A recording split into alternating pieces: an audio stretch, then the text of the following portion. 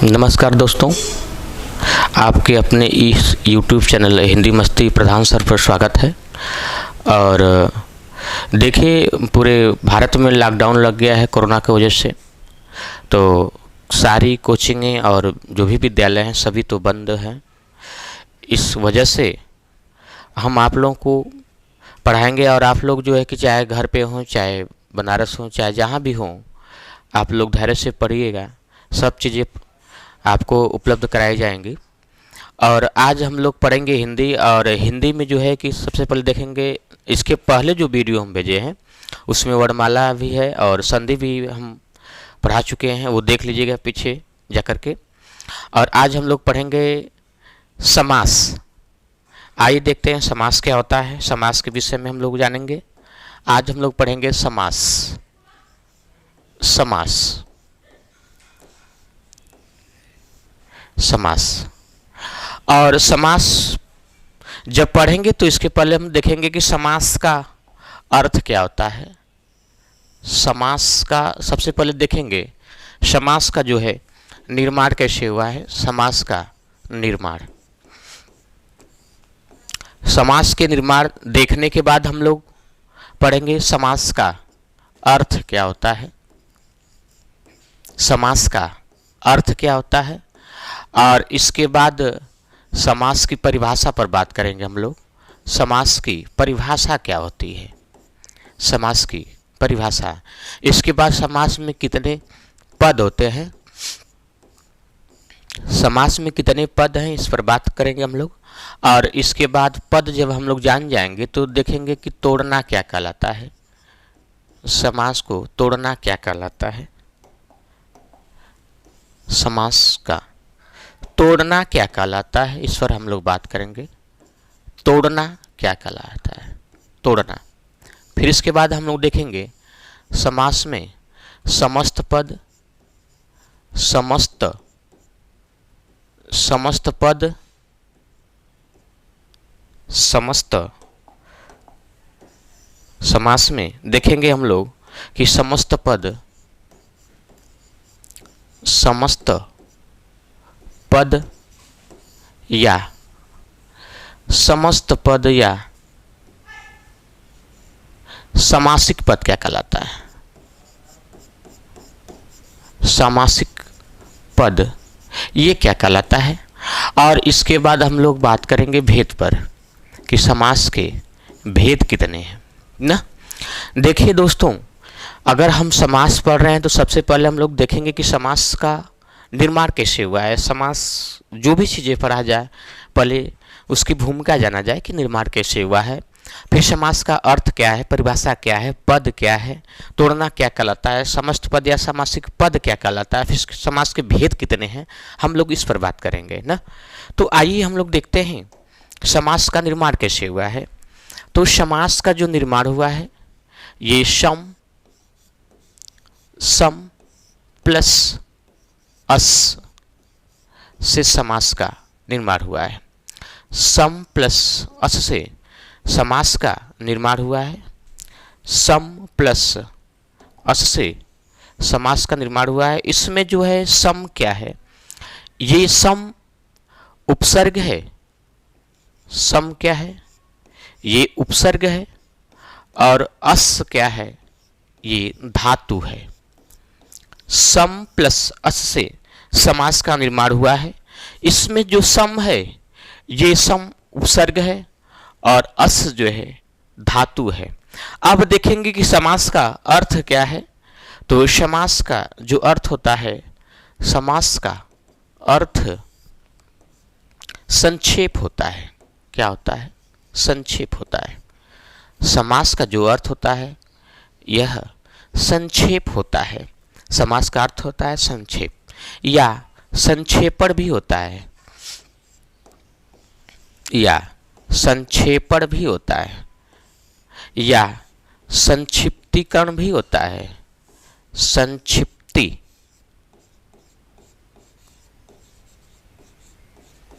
संक्षिप्तीकरण भी कहा जाता है। समास का अर्थ होता है संक्षेप भी होता है। अगर प्रश्न आ जाए एग्जाम में तो चाहे संक्षेप आया, चाहे संक्षेपण आए, चाहे संक्षिप्तीकरण आए, बात वही है। समास का जो अर्थ होता है संक्षेप, या प्रश्न आ चुका है कि समास का अर्थ क्या होता है, तो संक्षेप बताना पड़ेगा आप लोगों को। समास का जो अर्थ होता है संक्षेप या संक्षेपण या संक्षिप्तीकरण। फिर इसके बाद हम लोग परिभाषा पर बात करेंगे कि समास का परिभाषा क्या होता है। तो परिभाषा में देखिएगा, दो पदों के मिलने से, परिभाषा है दो पदों के मिलने से, दो पदों के मिलने से जो परिवर्तन होता है या विकार उत्पन्न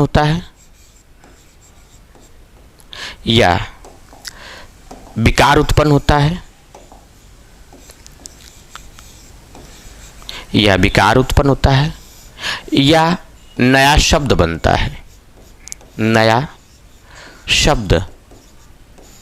बनता है,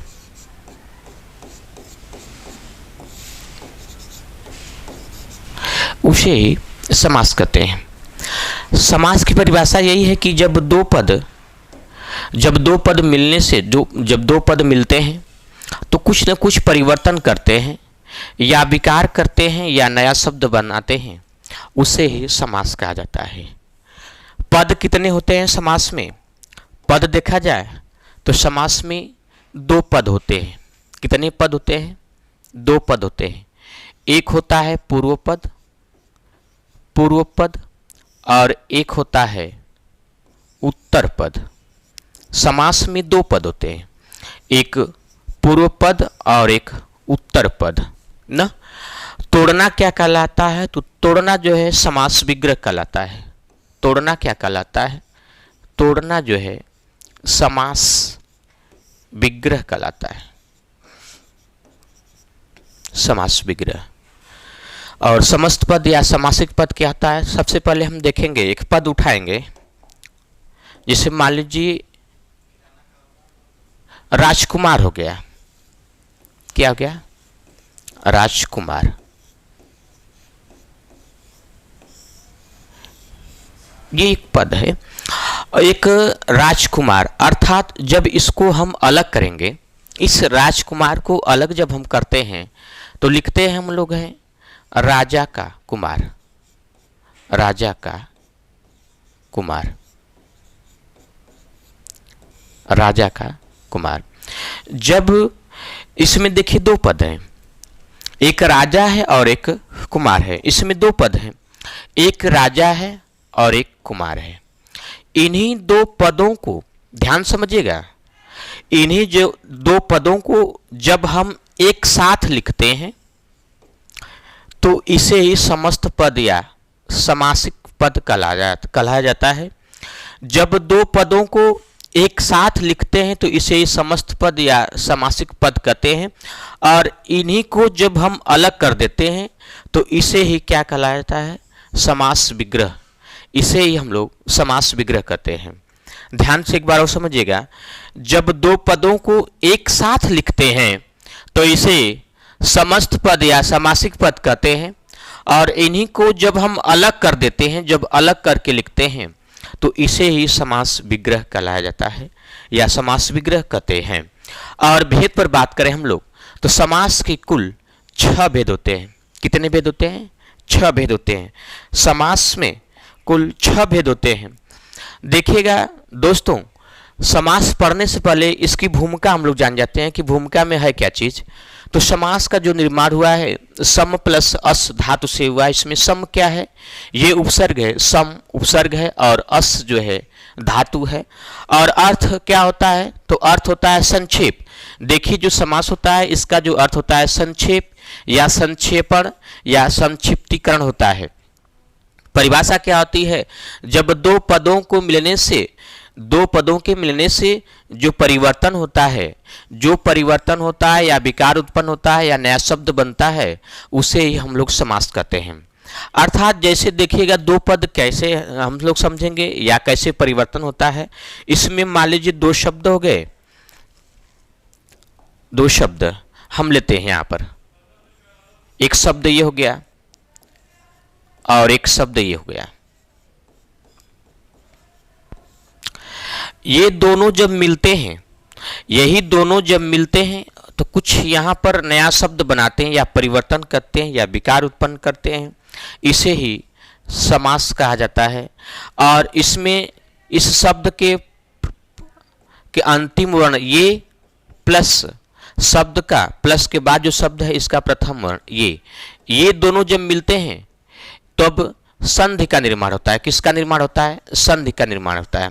तो यहाँ ध्यान देने वाली बात यह है कि समास में दो शब्द या दो पद मिलते हैं, लेकिन संधि में दो वर्ण का निर्माण होता है।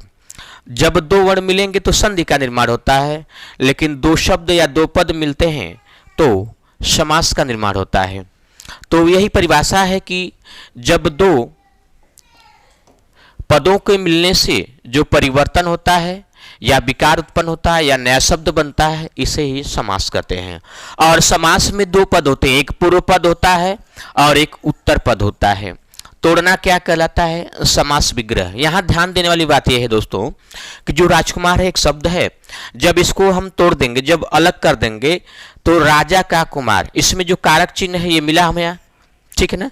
जब इसे हम अलग कर देंगे तो यही क्या कहलाता है? समास विग्रह कहलाता है। अब जब दो पदों को एक साथ मिलाकर के लिख देते हैं, यही क्या समस्त पद या समासिक पद कहलाता है।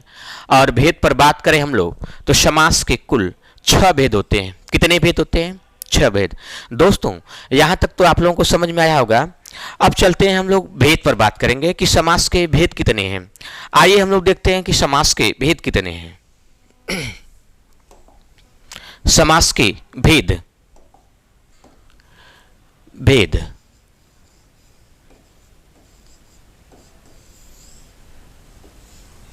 समास के भेद देखिएगा। समास के भेद पर हम लोग बात करेंगे पहले। तो समास के पहला भेद है अव्ययी भाव समास। अव्ययी भाव समास। और दूसरा क्या होता है? तत्पुरुष समास। दूसरा तत्पुरुष समास। तीसरा द्वंद्व समास। तीसरा जो है द्वंद्व समास। और चौथा जो है बहुव्रीहि समास। बहुव्रीहि समास। यहाँ देखने वाली बात यह है कि जो अव्ययी भाव समास होता है इसमें कौन सा पद प्रधान होता है? तो देखिएगा इसमें जो है पूर्व पद प्रधान होता है। कौन सा? पूर्व पद प्रधान होता है। अव्ययी भाव समास में पूर्व पद प्रधान होता है और तत्पुरुष समास में उत्तर पद प्रधान होता है। इसमें कौन सा पद प्रधान होता है? उत्तर पद प्रधान होता है, ठीक है ना। तत्पुरुष समास में उत्तर पद प्रधान होता है और द्वंद्व समास में दोनों पद प्रधान होते हैं। द्वंद्व समास में दोनों पद प्रधान होते हैं। दोनों पद प्रधान होते हैं। और बहुव्रीहि समास में दोनों पद अप्रधान होते हैं। दोनों पद अप्रधान होते हैं, ठीक है ना। दोस्तों देखिएगा भेद पर हम लोग बात कर रहे हैं। अभी भेद कंफर्म नहीं है कि भेद कितने हैं, अभी इसी पर बात हो रही है। अव्ययी भाव समास वाला हम लोग पढ़ेंगे, फिर तत्पुरुष समास देखेंगे, द्वंद्व समास देखेंगे, फिर बहुव्रीहि समास देखेंगे। अव्ययी भाव समास में पूर्व पद प्रधान होता है, तत्पुरुष समास में उत्तर पद प्रधान होता है, द्वंद्व में दोनों पद प्रधान होता है, बहुव्रीहि में दोनों पद अप्रधान होते हैं। तो हमारे सामने एक प्रश्न आता है, आप लोगों के सामने एक प्रश्न आता होगा कि आखिर इसमें नया चीज क्या है। तो देखिएगा इसमें प्रश्न पूछा कैसे जाता है, ये देखिएगा। इसमें जो है प्रश्न ये पूछा जाता है कि अव्ययी भाव समास जो होता है इसका कौन सा पद प्रधान होता है। ये पूछा जाता है, यही प्रश्न बनता है कि अव्ययी भाव समास में कौन सा पद प्रधान होता है। तो अव्ययी भाव समास में पूर्व पद प्रधान होता है, ठीक है ना। या ऐसे प्रश्न भी कर सकता है कि पूर्व पद प्रधान किस समास का, तो अव्ययी भाव समास का। फिर दोबारा प्रश्न ये करेगा कि तत्पुरुष समास का कौन सा पद प्रधान होता है, तो तत्पुरुष समास का उत्तर पद प्रधान होता है। या उत्तर पद प्रधान किस समास का, तो उत्तर पद प्रधान जो है तत्पुरुष समास का होता है। या द्वंद्व समास का कौन सा पद प्रधान होता है, तो दोनों पद प्रधान होता है। द्वंद्व समास का दोनों पद प्रधान होता है। या दोनों पद प्रधान किस समास का, तो दोनों पद प्रधान जो है द्वंद्व समास का। या बहुब्रीहि समास का कौन सा पद प्रधान होता है, तो दोनों या दोनों पद प्रधान, दोनों पद अप्रधान किस समास का, तो बहुब्रीहि समास का। प्रश्न ऐसे पूछा जाता है और ऐसे बहुत बार पूछा भी गया। यूपीएसआई में भी ये प्रश्न आया है और इसमें यूपीएसआई में भी प्रश्न आया है और एलटी में भी यही प्रश्न आया था, एलटी में। तो ध्यान रखिएगा आप लोग, यही प्रश्न केवल पूछा जाता है। इसमें अव्ययी भाव समास में कौन सा पद प्रधान होता है, तो 4 ऑप्शन देगा। पहला पूर्व पद प्रधान, दूसरा उत्तर पद, तीसरा दोनों पद प्रधान, चौथा दोनों पद अप्रधान। तो आपका आंसर होगा अव्ययी भाव समास में पूर्व पद प्रधान होता है। ठीक ऐसे ही प्रश्न बनाएगा तत्पुरुष समास का कौन सा पद प्रधान होता है। ऑप्शन यही रहेगा, ऑप्शन ए पूर्व पद प्रधान, उत्तर पद प्रधान, दोनों पद प्रधान और दोनों पद अप्रधान। दोस्तों यहां हम लोग देखेंगे तो अभी 4 ही भेद हुआ है ना। तो तत्पुरुष समास के ये लोग जो है, 4 लोगों में 3 लोग बैरागी हो गए, 3 लोग बैरागी हो गए, शादी विवाह नहीं किए। वंश लाना था तत्पुरुष महाराज को, किसको, तत्पुरुष जी को। तो इन्होंने शादी किया और इनके जो है 2 पुत्र पैदा हुए। कितने पुत्र पैदा हुए, 2 पुत्र पैदा हुए। पहले हैं कर्मधारय, पहले हैं कर्मधारय, कर्मधारय और दूसरे हैं देवु। दूसरे कौन समास है, देवु। यही 2 पुत्र पैदा हुए इनके ना। अब हमारे सामने एक प्रश्न आता है कि आखिर कैसे जानेंगे कि ये लोग तत्पुरुष के ही बच्चे हैं, तत्पुरुष के ही बेटे ये लोग हैं। तो इन लोगों का डीएनए टेस्ट कराया गया और डीएनए टेस्ट में जो तत्पुरुष महाराज हैं इनका उत्तर पद प्रधान होता है। तो देखा गया डीएनए टेस्ट के रिपोर्ट में आया कि कर्मधारय समास का भी उत्तर पद प्रधान होता है, उत्तर पद प्रधान,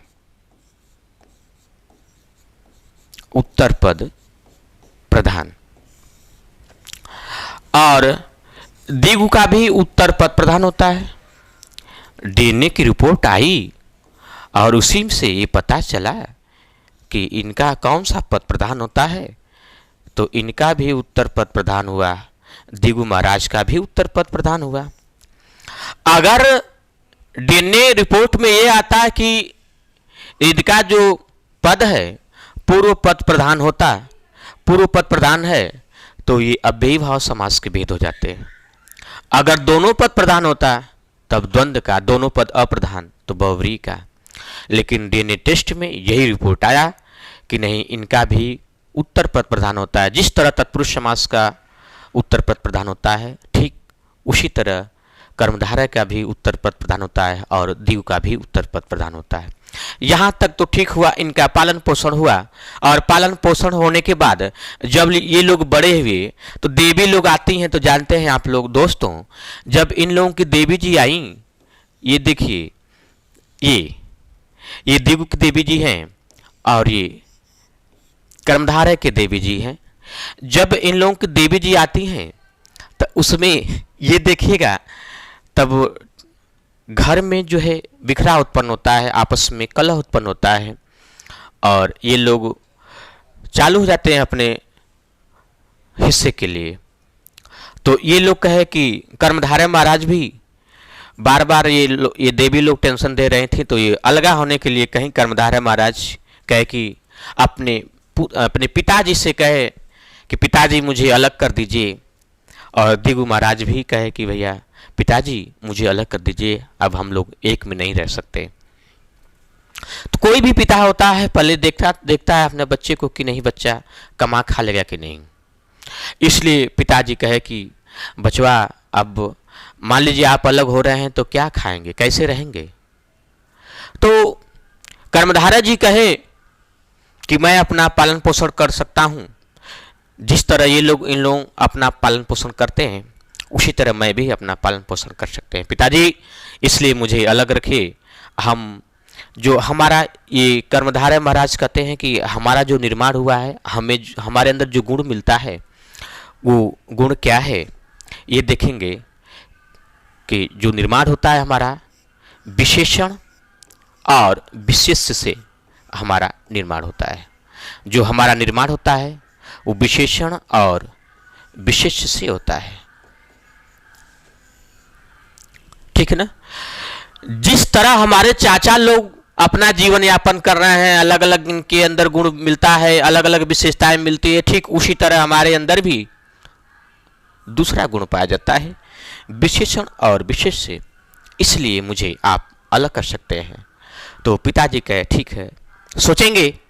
तब तक कर्मधारय महाराज एक चीज और कहे कि एक डिग्री हमारे पास और है, जो हमारा निर्माण हुआ है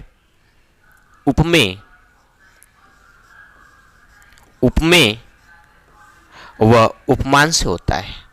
जो हमारा निर्माण हुआ है वह उपमेय और उपमान से हुआ है। हमारा जो निर्माण हुआ है उपमेय वह उपमान से हुआ है।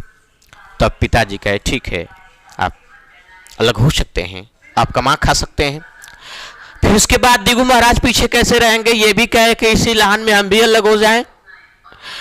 ये कहे कि हमारे अंदर जो विशेषता पाई जाती है, जो हमारे अंदर विशेषता पाई जाती है पूरे खानदान में वैसी विशेषता नहीं पाई जाती है, पूरे खानदान में वैसी विशेषता नहीं पाई जाती है। पिताजी पूछे कौन सा भाई, तो ये बताए कि नहीं जो हमारा पूर्व पद होता है, पूर्व पद सदैव